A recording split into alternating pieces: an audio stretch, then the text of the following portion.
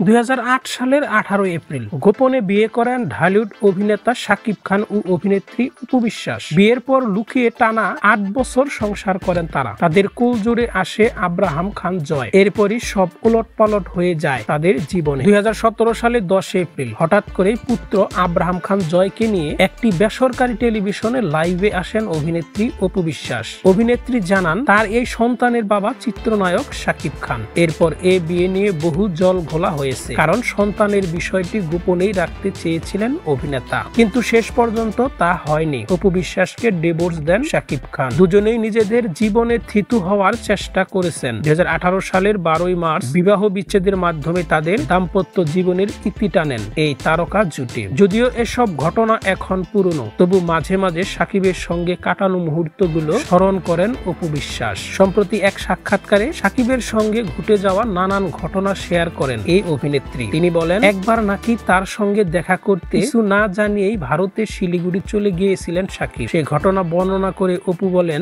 একদিন ভোরে শাকিবের সহকর্মী আমাকে ফোন দিয়ে জানান তারা চ্যাংরাবান্ধা বর্ডারে আছেন। আমি বললাম মানে কি? তখন বিছানা থেকে লাফিয়ে উঠে আমার মেজ বোনকে বললাম শাকিবের কাণ্ড। সে পুরাটা দাদাকে বলল। দাদাও ঘটনা জেনে লাফিয়ে উঠল। তিনি বলেন, শুটিং ফাঁকি দিয়ে সারা রাত বাসে চড়ে সেখানে গিয়েছিল শাকিব। এমন অবস্থায় দাদাকে বললাম, তিনি সঙ্গে সঙ্গে গাড়ি নিয়ে বর্ডার পর্যন্ত চলে গেলেন। সঙ্গে আমিও ছিলাম। এরপর দাদা শিলিগুড়িতে শাকিবের জন্য একটি হোটেল বুক করেন। অভিনেত্রী বলেন, শাকিব অনেক সহজ সরল। আমাদের যে দিন বিয়ে হয়েছে সেদিনের একটা কথা এখনো কানে বাজে। শাকিব হুট করেই আমাকে বলে, চলো বিয়ে করে ফেলি। আমি বললাম, বিয়ে করে ফেলবো কিভাবে সম্ভব? এর জবাবে আমাকে বলেছিল, স্ত্রীকে একজন স্বামী যেভাবে ভালোবাসে আমি ঠিক একজন স্বামীর জায়গা থেকে সেভাবেই তোমাকে ভালোবাসবো। শাকিবের সঙ্গে প্রেম নিয়ে পরিবারের সঙ্গে দ্বিমত ছিল কিনা সেই প্রসঙ্গে অপু বললেন, আসলে প্রেমটা খুব একটা করতে পারিনি আমরা। মায়ের এত কমিটমেন্ট, এত প্রেসার ছিল, সেই জায়গা থেকে আমাদের বিয়েটাই খুব দ্রুত হয়ে গেছে। আমার মা প্রথম দিকে বিয়েটা না মানলেও পরে মেনে নিল বলে জানান এই অভিনেত্রী।